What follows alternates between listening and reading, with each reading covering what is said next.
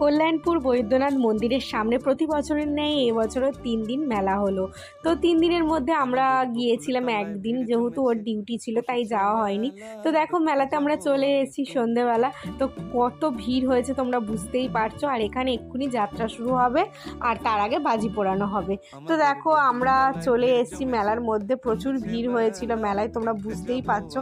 দূর দূরান্ত থেকে মানুষরা এসেছিল এই মেলাতে। তো মেলায় গিয়েছি, আমরা কিছু খাবো না সেটা তো হয় না, ওই জন্য আমরা একটু ফুচকা খেয়ে নিচ্ছিলাম। তো ফুচকাটা ঝাল করে খুব ভালো বানিয়েছিল।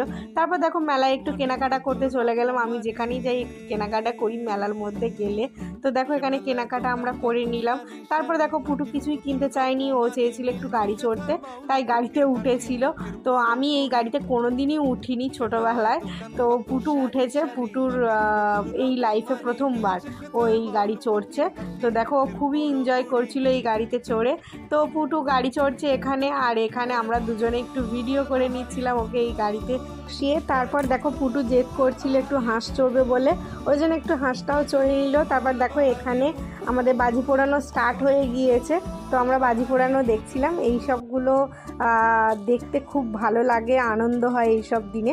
তো দেখো এখন আমরা একটু মেলাতে চানা খেয়ে নিচ্ছি, তারপরে আলু কাবলি, তারপরে জল, আর তারপরে আলুর চপ খেয়ে বাড়ি চলে আসলাম। কেমন লাগলো ভিডিও?